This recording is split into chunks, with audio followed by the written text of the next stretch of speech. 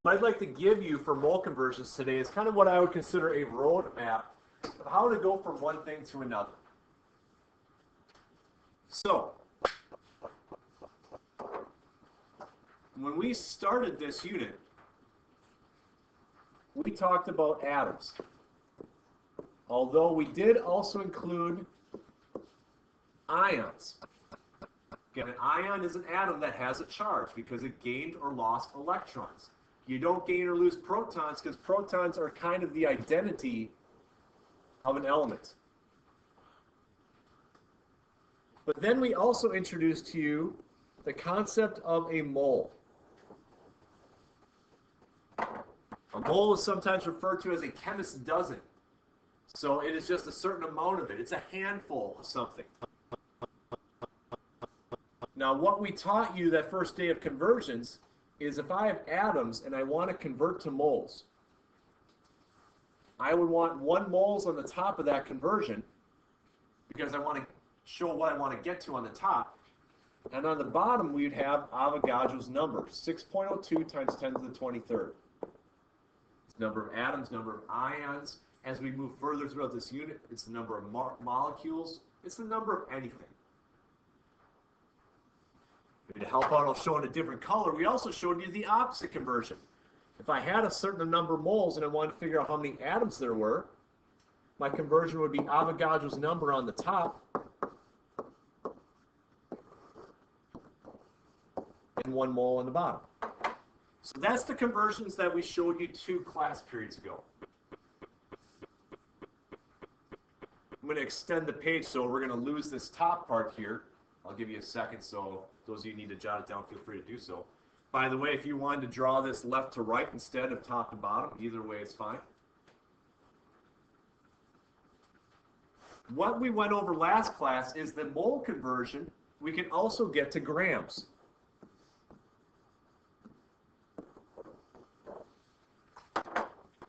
In order to go from moles to grams, I need a number of grams on the top of my conversion and 1 mole on the bottom. That number of grams comes from the periodic table.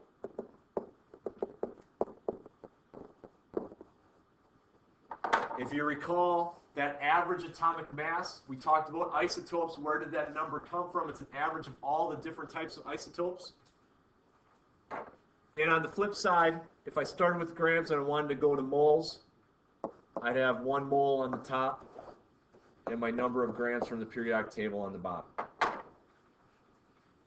I kind of consider this our roadmap of mole conversions. If I get just enough on the screen there, what we want to go over today, and hence the title of this worksheet that hopefully you have in front of you, teaching you the 2-step of mole conversions. Chemistry occurs at the atomic level, so we want to know how to get to and from atoms. Grams is the thing that we can measure using our scales, so we need to know how to get to and from grams. We want to start to do 2 steps of conversions. So we want to start with atoms and convert to grams, which means we have a middleman of moles here, or start with grams and go to atoms, which once again we have a middleman of moles here. In essence, moles is always going to be the middleman involved in these types of conversions. If you recall, when we did metric, we'd have you do metric like converting from kilometers to millimeters. And I would suggest, hey, first convert it to meters, our base unit, and then go to millimeters from there. Mole is kind of like our base unit. That's something that we can always convert to if we wanted to. But now we got to figure out what do we have to start and end with. So if we're looking at this worksheet you picked up on the way in, once again saying teaching the 2-step of mole conversions, question number 1 I divided into 3 parts. Part A says, well, the question says, how many atoms is 11.02 grams of tungsten? So what I would do to start off this problem is I'd always write down what I'm given.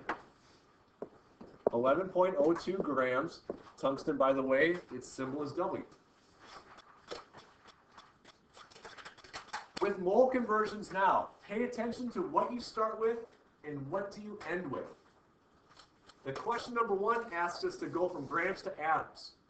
I'm going to break that up into 2 steps. Part A says convert your grams into moles. I want to convert to moles, moles has to be on the top, grams has to be on the bottom. If I look at the periodic table, there's 183.84 grams in 1 mole.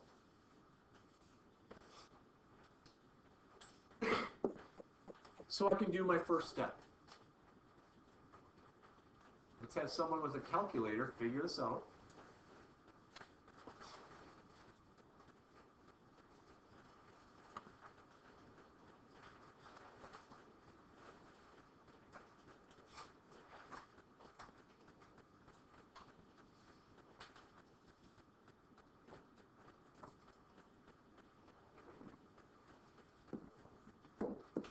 It's going to be a 0.0 number. Hey, Mikhail? 0.06. Now let's do 4 significant digits. Remember, the starting zeros don't mean anything. So what are the next 4 digits after this 0? 59, that's right. 5994. Now here's something I'd recommend to all of you. Since we're not done with this problem, don't clear out your calculator. Leave that long-winded number that Michaela rounded off in your calculator. Because when we do our second step, you don't have to retype it then. You just have to hit times or divide it by, and it already puts that value in there. So here's step number 1.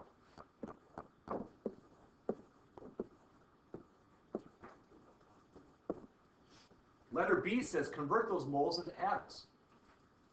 Well, converting moles into atoms is what we did 2 class periods ago. You're going to put on top Avogadro's number, that really big number of things. On the bottom is 1 mole. Remember, the number 1 is always in front of the unit mole. And this is where, instead of, like I mentioned to Michaela, keep the entire number in your calculator, so you don't have to retype this. Just hit times in Avogadro's number. And then you can get your final answer, which should have 4 digits in it. Quite frankly, if Michaela did round off part A to 1 digit, but she kept all of those numbers in her calculator, did part B and rounded the second final answer to 4 digits, she wouldn't get any points taken off. We look at sig digs for the final answer. My concern, though, is if you'd round off and then use that rounded number for your next step, that would affect your results.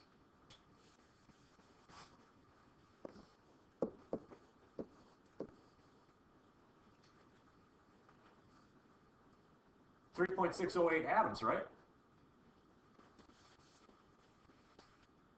What am I forgetting, Cole? It should be 6086. Well, I got 4 digits here. No. So that's not the part that I am making a mistake with. Okay? We got to remember the far right-hand side of our calculator. Whenever we have a number of atoms, there's a power of 10. Times 10 to the 22nd atoms of W.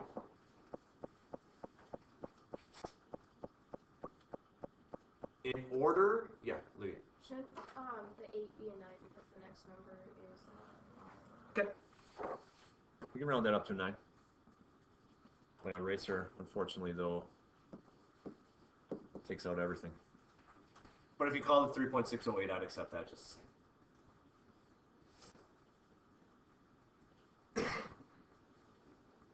Now, if you look at part C of this problem, when I do a mole conversion, I don't actually do it like this.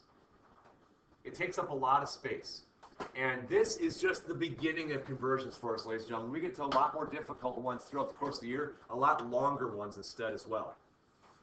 If I remind you of our roadmap here, the question started with grams, what I have on the very bottom of my slide. Sorry for the people in the back can't see it though. We started with grams. I wanted to get to moles first, which means I took 1 mole over the grams from the periodic table. Then if I continue to follow my green path, going from moles to atoms, Avogadro's number on the top, 1 mole on the bottom. We did those 2 steps. However, when you get comfortable with setting up conversions, typically you do it all at once, which is what letter C says. I'm not telling you which way you have to do it. You do it which way you prefer. I'm going to show you my way because it is a little bit more efficient when it comes to space. If I start with grams, I want to cancel out grams, and I know I have 1 mole on the top. I'm going to use that exact same mole conversion of 183.84. I never hit equals at this point. I do immediately my second conversion. My second conversion, I want to cancel out moles because it's in the top of my first one, so 1 mole in the bottom. And my atoms is on the top, the 6.02 times 10 to the 23rd. When I do this, I just type it all in my calculator at once then. I take my number of grams divided by the 183.84, and then I multiply by Avogadro's number. I'll get the exact same value